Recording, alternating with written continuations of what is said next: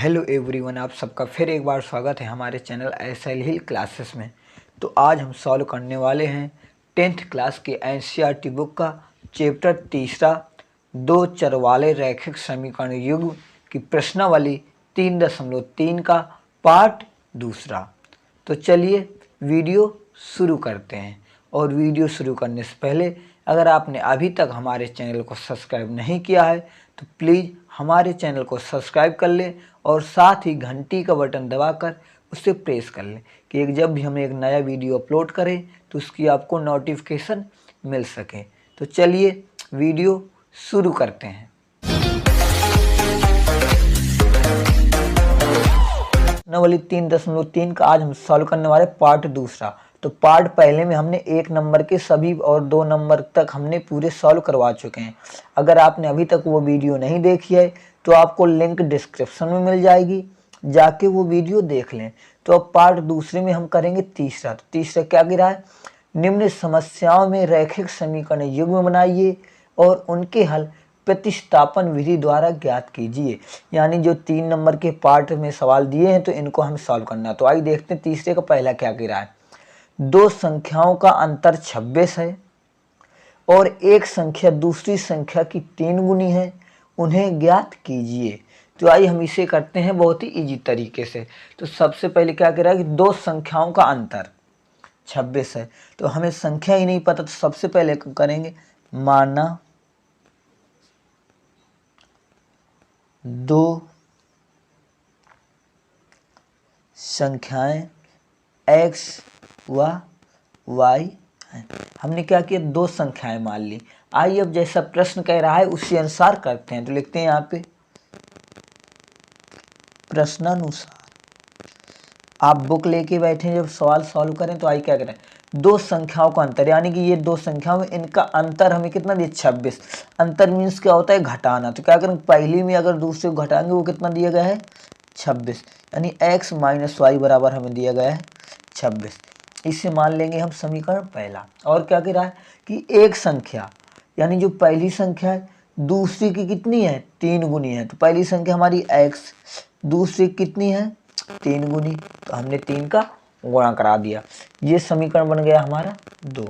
अब इनको हम क्या करना है, प्रतिस्थापन विधि से। तो प्रतिस्थापन विधि में क्या होता है कि एक की वैल्यू दूसरे में रख दी जाती है। तो हम क्या करेंगे, समीकरण 2 से हम x की वैल्यू समीकरण 1 पर रख देंगे। तो लिखेंगे समीकरण 2 से x का मान समीकरण 1 में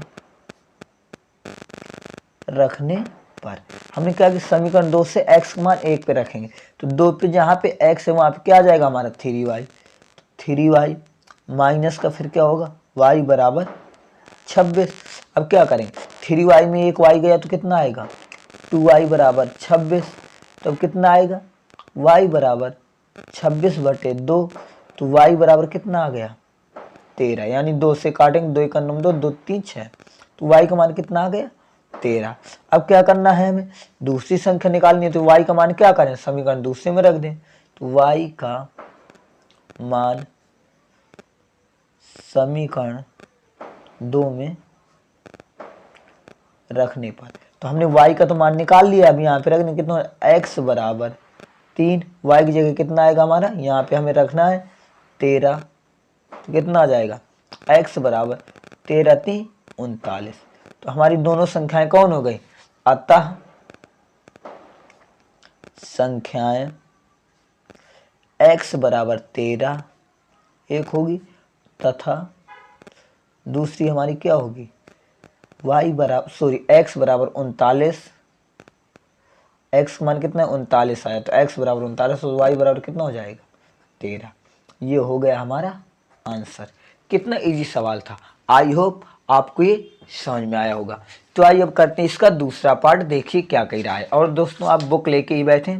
अब आइए दूसरे में कह रहा है, दो संपूर्ण कोणों में बड़ा कोण छोटे कोण से 18 डिग्री अधिक है, उन्हें ज्ञात कीजिए।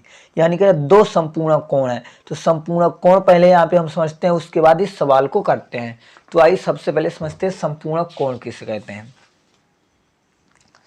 तो संपूर्ण कोण का मतलब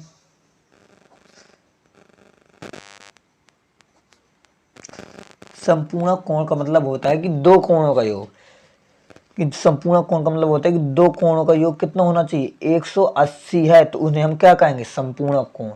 यानी कि दो कोणों का हम योग अगर 180 है तो उन्हें कहेंगे हम संपूर्णक कोण। समझ में आ रहा है ना। तो संपूर्ण कोण पता चला क्या होता है, यानी कि दो कोणों को अगर जोड़ दें और वो 180 के बराबर है तो उन्हें कहेंगे संपूर्ण कोण। तो आइए करते हैं प्रश्न तीसरे का दूसरा, क्या कह रहा है आइए देखते हैं। दो संपूर्ण कोणों में बड़ा कोण छोटे कोण से 18 डिग्री अधिक है। तो पहले संपूर्ण कोण, तो पहले क्या हो जाएगा, प्रश्न अनुसार से डायरेक्ट करेंगे, प्रश्न अनुसार। अब क्या पहले तो क्या करें, संपूर्ण कोण करें, दो संपूर्ण कोण, तो क्या एक हमारे पास क्या है x और दूसरा क्या है y, तो क्या कह रहा है, तो दो संपूर्ण कोण में तो पहले क्या हो जाएगा x प्लस वाई बराबर 180। समीकरण एक बन गया, क्योंकि संपूर्ण कोण इसी को कहते हैं, दो कोणों का योग जिसका जो 180 के बराबर होगा तो उससे कहेंगे संपूर्ण कोण। तो ये हो गया। अब क्या कह रहा है, बड़ा कोण छोटे कोण से 18 डिग्री अधिक है, तो हमने x क्या मान लिया, एक बड़ा कोण है और हमारे y क्या होगा, छोटा। तो हम कह रहे हैं जो बड़ा कोण है क्या कह रहा है, छोटे से 18 अधिक है, तो हमारा y क्या है, छोटा, तो छोटे से क्या 18 अधिक, तो हमें y में क्या करना होगा, 18 को ऐड करना होगा। तो ये बन गया हमारा समीकरण दूसरा। आइए इसे दोबारा समझ लेते हैं कि दो संपूर्ण कोण है, एक बड़ा है एक छोटा, तो हमने मान लिया बड़ा कोण हमारे पास x है और छोटा कोण हमारे पास y है।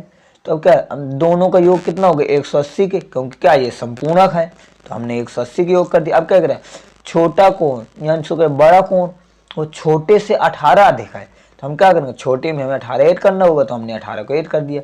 अब क्या करेंगे, x का मान 1 पर रख देंगे, समीकरण 2 से x का मान समीकरण 1 में रखने पर रखो कितना आएगा, x ही गए रखो y प्लस 18, तो y प्लस 18 फिर क्या है प्लस y, हमने यहाँ पे रख दिया y प्लस 18 प्लस y बराबर 180। y मिल कितने बन गए 2y। अब 18 उधर जाएगा तो 180 माइनस का 18, तो आप यहाँ गुना तो 180 में 18 को घटा देंगे, कितना आएगा, इससे अंक लेंगे यहाँ पे 2 आएगा, यहाँ पे कितना बचा 7, 7 में गया 6 आया, और यहाँ पे कितना बचा यानी 162, तो कितना आया 2y बराबर 162 आ गया। अब क्या करेंगे, y है तो 162 बटे 2 होगा, काट दीजिए, 2 8 16 2 1 9 2, तो यानी y का मान कितना निकल के आया 81। तो हमारा एक कोण कितना निकला 81, तो अब हमने y निकाल लिया, x निकालना है, तो y का मान 2 में रख दो, y का मान समीकरण 2 में रखने पर तो रखो कितना हो जाएगा, x बराबर y की जगह रखो 81, तो 81 प्लस 18, तो x बराबर कितना हो गया 8 1 9 और 8 1 9 99। हमारे कितना आंसर आ गया, इन दोनों कोणों का मान कितना है, एक है 99 और एक है 18, यही हमारे क्या हो गया आंसर। कितना इजी सवाल था, आई होप आपको ये भी समझ में आया होगा। तो आइए अब देखते हैं इसका अगला सवाल, यानी क्वेश्चन तीसरे का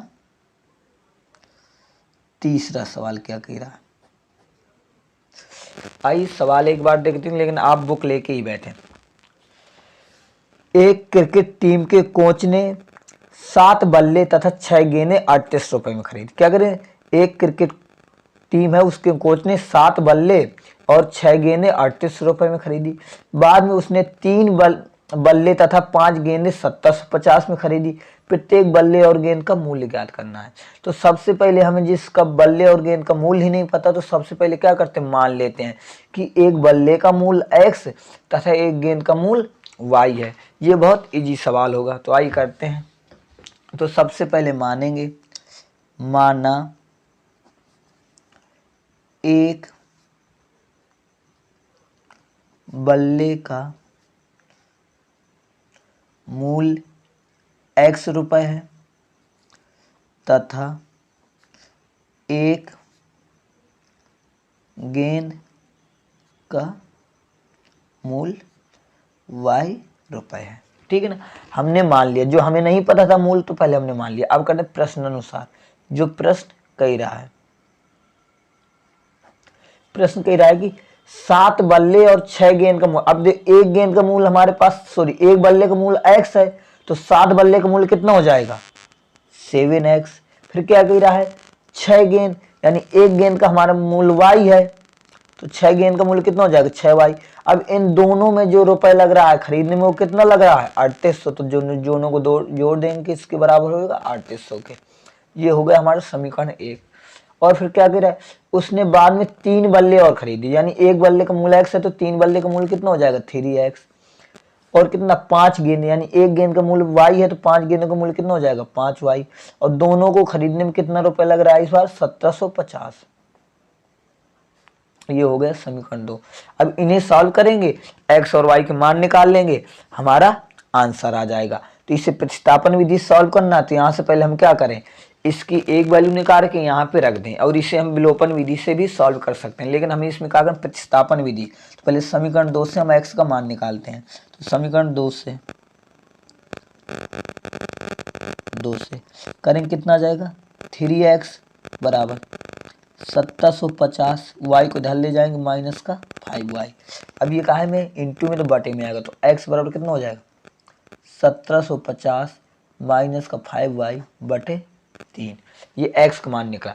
तो अब ये x का मान कहाँ रख देंगे एक में, तो लिखेंगे x का मान एक में रखने पर, रखो एक में तो कितना आ जाएगा 7। अब x ये रखो पूरे तो कितना हो जाएगा 1750 माइनस का 5y बटे 3 प्लस 6y बराबर 3800। अब इसे सॉल्व करेंगे और यहाँ से y की वैल्यू आ जाएगी, हमारा आंसर आ जाएगा। तो देखिए क्या करते हैं, पहले क्या करेंगे 7 का अंदर गुणा कराएंगे, ठीक है ना। तो कितना आएगा इसमें 7 0 0, 7 पना 35, 7 सते 49, 50 51 52 और 7 5 12। ये हुआ माइनस 7 पना 35y बटा 3 प्लस 6y बराबर 3800। अब इसके नीचे एक मानेंगे, ये क्या बन गया फ्रैक्शन, तो यानी भिन्न बन गई। सॉल्व करेंगे कितना आएगा 5250 माइनस का 35y प्लस 6 3 का 18y बराबर 3800। फिर इसकी एक मानेंगे और कैंची गुणा कराएंगे तो कितना आ जाएगा 35y में 18y को सब टैग करेंगे 5250 माइनस 35y में 18y चले गए कितना है 15 में गया 8 गया 7 और 2 में 1 गया 1, यानी 17y बराबर 3800 गुणे 3। अब हमें क्या करना है, यहाँ से हमें ये y माइनस का उधर ले जाएंगे, इसको ले आएंगे इधर तो कितना हो जाएगा 5250। अब माइनस का गुणा भी करा लो 0 0 3 8 24 हंस लगा 2 3 3 9 10 11 बराबर 17y। अब क्या करेंगे इसमें इसे घटा देंगे, तो जब घटाएंगे तो कितना आएगा हमारे पास, घटा दे इसमें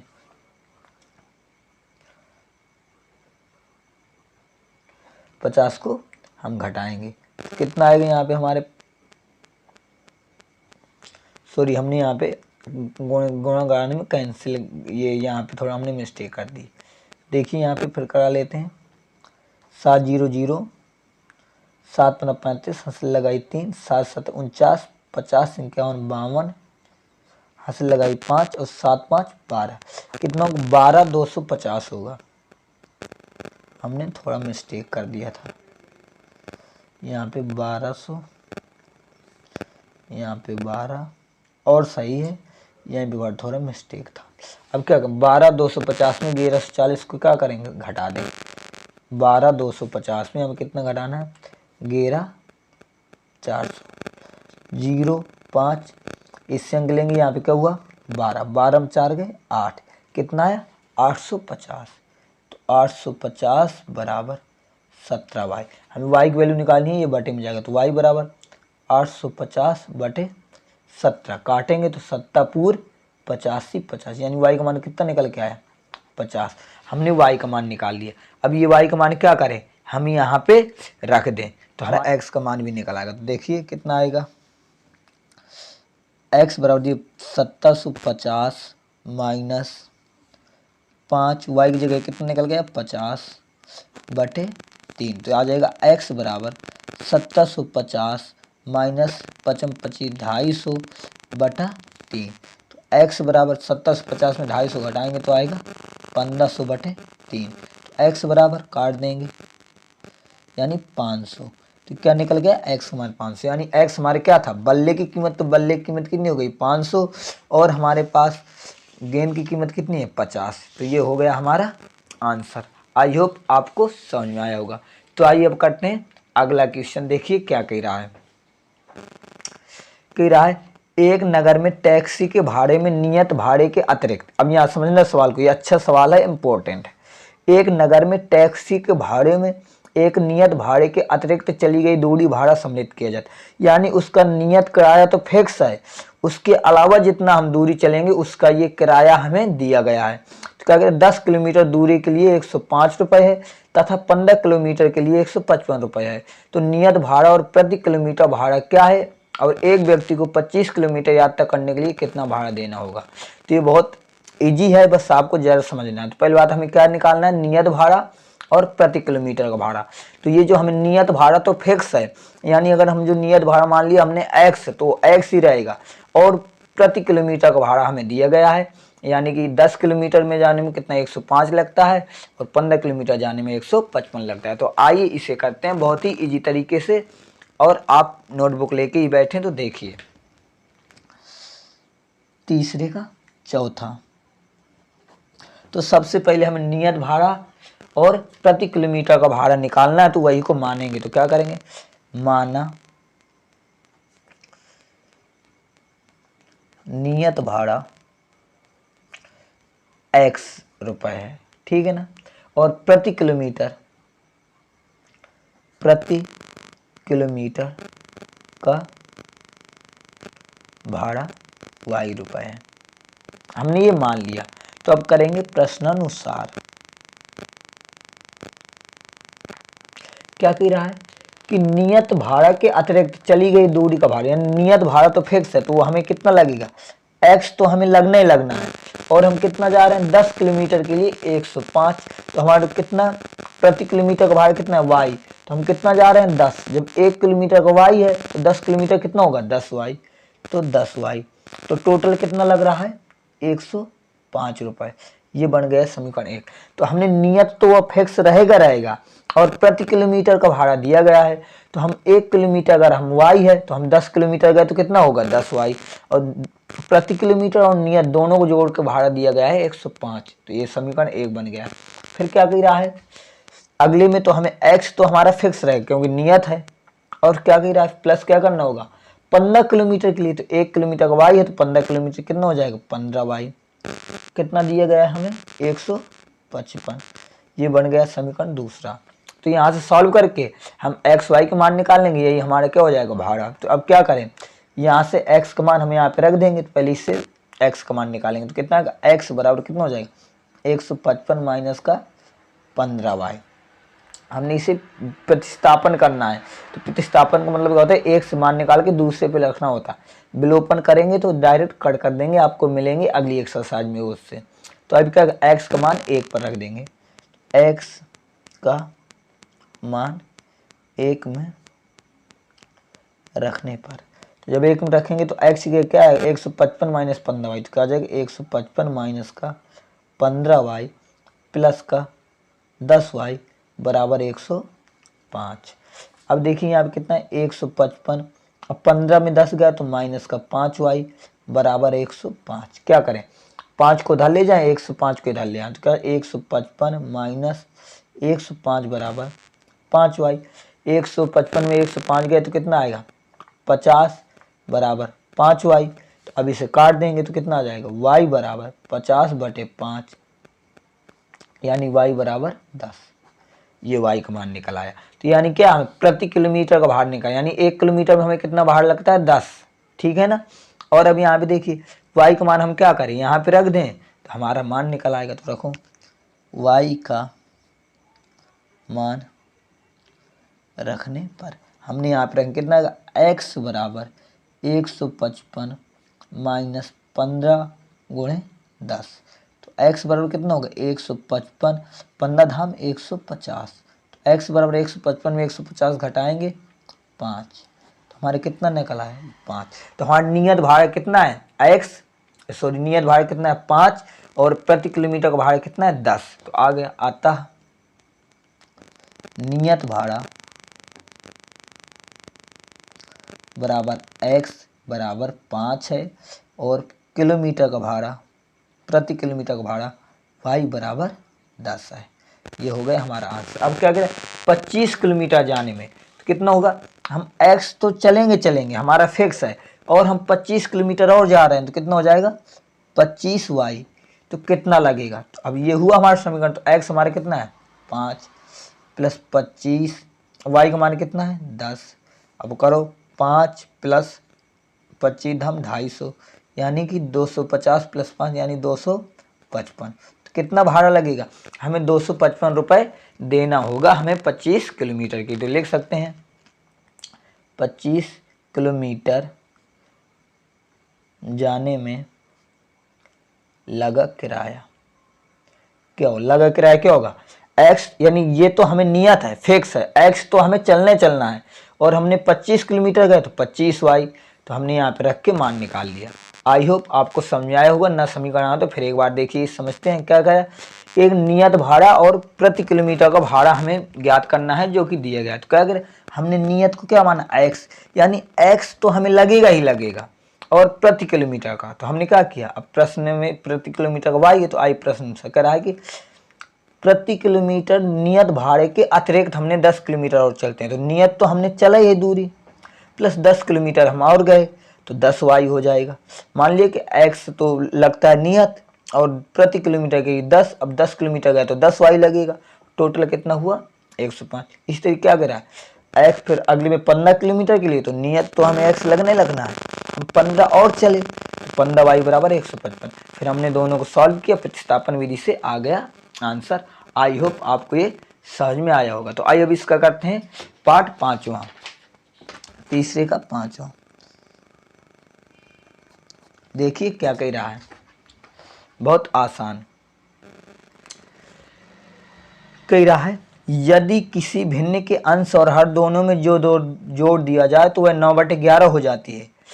यदि अंश और हर दोनों में 3 जोड़ दिया जाए तो 5/6 हो जाती है।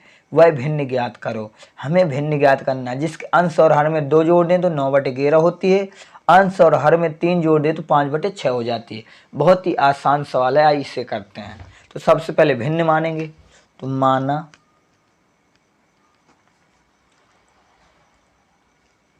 भिन्न, हमारे पास क्या है x/y हमने मान लिया। तो अब क्या प्रश्न अनुसार, प्रश्न जो कह रहा है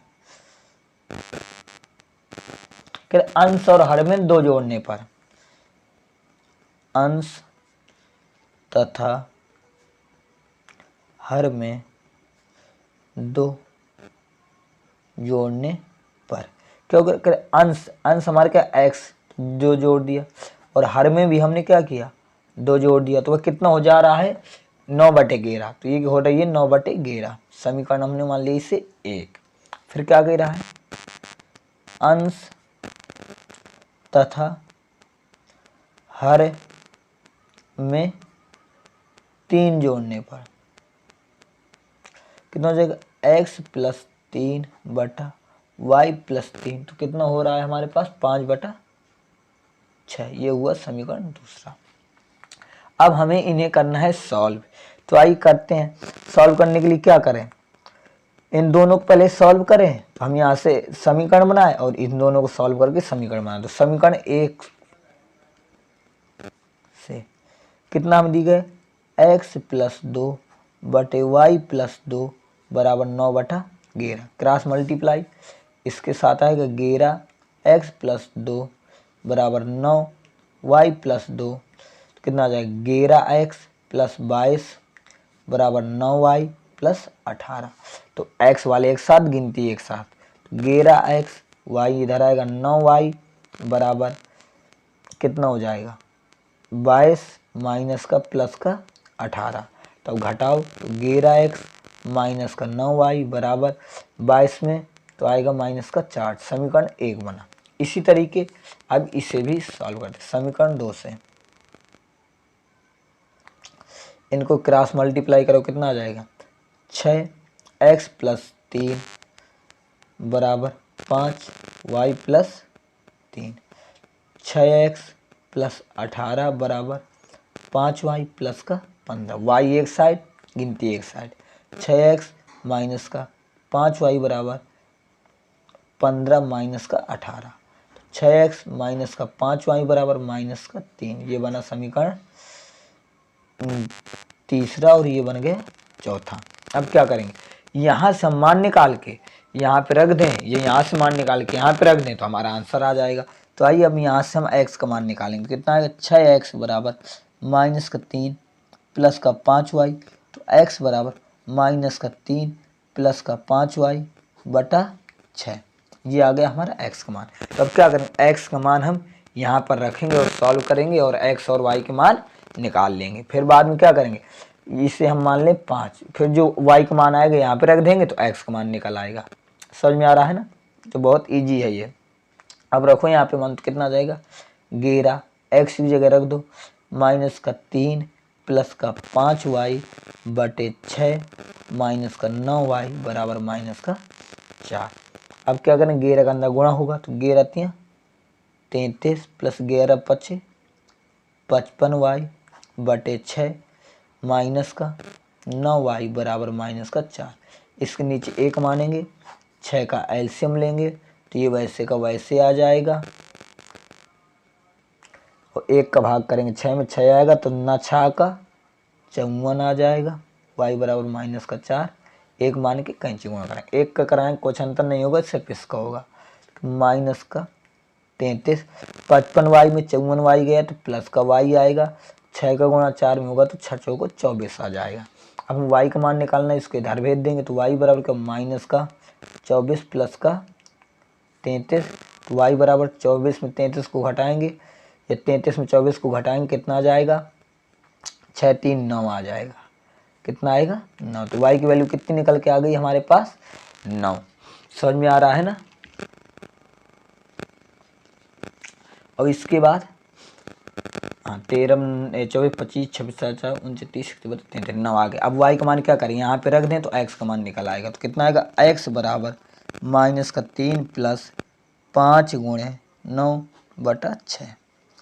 x बराबर -3 + 9 45 बटा 6। 45 में 3 जाएंगे तो आए कितना 42 बटा 6। x का मान कितना होगा 6 7 42 7। x का मान कितना 7 और y का मान 9। तो हमारी भिन्न का हो जाएगा, अतः भिन्न हमने क्या हमने x बटा y माना था। तो अब x की जगह हमारा कितना हो जाएगा 7, y की जगह हमारा कितना हो जाएगा 9। तो ये क्या हो गई हमारा आंसर। कितना इजी सवाल था। तो आइए इसे दोबारा देख लेते हैं। कही रहा है कि एक भिन्न है जिसमें अगर अंश और हर में 2 जोड़ दें तो 9/11 हो जाती है, और हर में अंश हर में 3 जोड़ दें तो 5/6 हो जाती है। तो हमने वो लिख दिया। अब हम क्या, ये तो समीकरण के रूप में नहीं है तो हमने पहले इनका क्या किया समीकरण बनाया, क्रॉस मल्टीप्लाई करा के हमने सॉल्व करके ये समीकरण बना लिया। इस तरीके हमने दूसरे वाले को भी क्रॉस मल्टीप्लाई गुणा करा के हमने समीकरण बनाया। फिर क्या होता है, एक से मान निकाल के दूसरे में रखना है, तो हमने समीकरण इससे हमने मान निकाल लिया x का, जो ये मान आ गया। फिर हमने इसमें रख के इसे सॉल्व किया। सॉल्व करना तो आपको आते ही होगा। तो y का मान निकला, जो y का मान निकला है फिर हमने इसमें रख दिया तो हमारा x का मान निकला है, और हमारी क्या हो गई भिन्न सॉल्व हो गई। आई होप आपको समझ में आया होगा।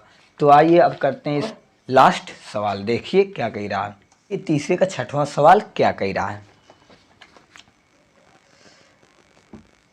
5 वर्ष बाद जैकब की आयु उसके पुत्र की आयु से 3 गुनी हो जाएगी। अब 5 वर्ष बाद, 5 वर्ष पूर्व जैकब की आयु उसके पुत्र की आयु की 7 गुनी थी।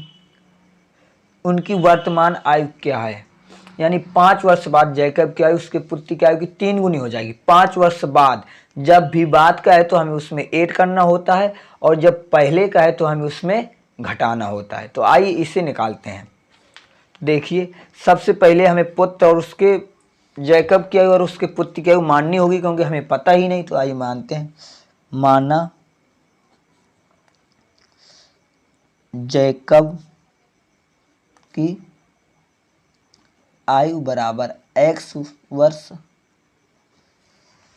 तथा पुत्र की आयु बराबर y वर्ष। ठीक है ना, हमने मान लिया, हमें पता नहीं था। अब क्या प्रश्न कह रहा, तो प्रश्नानुसार प्रश्न क्या कह रहा है, 5 वर्ष बाद, तो पहले निकालते हैं। 5 वर्ष बाद दोनों की आयु, दोनों नहीं, 5 वर्ष बाद जैकब की आयु पहले निकालते हैं। जैकब की आयु कितनी होगी 5 वर्ष बाद, पहले कितनी हमारे x है, जब बात करें तो हम क्या करना होता है 8, तो क्या हो जाएगी x प्लस 5। और 5 वर्ष बाद पुत्र की आयु कितनी होगी y प्लस 5। ठीक है ना। इसी प्रकार फिर क्या कह रहा है कि आयु 3 गुनी हो जाएगी, वो बात की बात है। 5 वर्ष पूर्व, अब ये बात हो तो 5 वर्ष पूर्व निकाल लेते हैं। 5 वर्ष पूर्व जैकब की आयु कितनी होगी x माइनस का 5, और 5 वर्ष पूर्व पुत्र की आयु कितनी होगी y माइनस का 5। हमने 5 वर्ष बाद और 5 वर्ष पूर्व हमने निकाल लिया। तो आइए अब प्रश्न कह रहा है कि प्रश्न के अकॉर्डिंग करते, अकॉर्डिंग टू क्वेश्चन क्या कह रहा है, 5 वर्ष बाद जैकब की आयु उसके पुत्र की आयु की 3 गुनी हो जाएगी। यानी 5 वर्ष बाद जैकब की जो आयु, जैकब की हमारी कितनी x प्लस 5 है, उसकी अब पुत्र की आयु की कितनी हो जाएगी 3 गुनी, और पुत्र की आयु कितनी है y प्लस 5, तो पुत्र की आयु की हो जाएगी 3 गुनी। कह रहा है 5 वर्ष बाद जैकब की आयु पुत्र की आयु की 3 गुनी हो जाएगी, तो ये हमारा हो गया। तो इसे सॉल्व करेंगे, कितना आएगा x प्लस 5 बराबर 3y प्लस का 15 आया, y को एक साथ गिनती एक है, तो x माइनस का 3y बराबर 15 माइनस का 5, तो x माइनस का 3y बराबर 10। समीकरण नंबर मान लेंगे 1। अब क्या कह रहा है, इसी तरीके 5 वर्ष पूर्व जैकब क्या उसकी पुत्र की आयु 7 गुनी थी। अब 5 वर्ष पूर्व, तो 5 वर्ष पूर्व जैकब की आयु कितनी है x माइनस का 5, और 5 वर्ष पूर्व y की आयु पुत्र की आयु कितनी है y माइनस का 5। अब ये कब बराबर होंगे, कितनी गुनी थी 7 गुनी थी पुत्र की, तो हमने 7 का गुणा कर दिया। ये बहुत आसान होता है, दोनों के वर्ष बाद या वर्ष पहले, जब भी कहें बाद तो उसमें हमें ऐड करना होगा, जब कहे पहले तो उसमें घटाना होगा, और जितने गुना का है उतने को गुणा करवा लिया जाता है। तो हमने कर लिया। आइए देखते हैं, अब इससे भी सॉल्व करेंगे, फिर दोनों समीकरण बन जाएंगे, सॉल्व कर लेंगे, आंसर आ जाएगा। x माइनस का 5 बराबर 7y माइनस का 35, इसको लाएंगे इधर, तो x माइनस का 7y बराबर माइनस का 35 प्लस का 5, तो x माइनस का 7y बराबर माइनस का 30। ये बन गया समीकरण नंबर 2। अब क्या करेंगे, समीकरण 1 से हम x का मान निकाल लेते हैं। यहाँ से कितना आ जाएगा, x बराबर 10 प्लस का 3y। अब ये x का मान यहाँ पे हम रख देंगे, तो कितना आ जाएगा, x का मान जब यहाँ पे रखेंगे 2 में, तो लिख दो चाहे x का मान